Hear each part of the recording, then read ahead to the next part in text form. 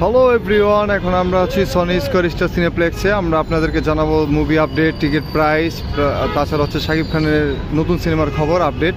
So চলুন আমরা আস্তে আস্তে সিনেমা হলের ভিতরে যাই আর দেখি কী অবস্থা।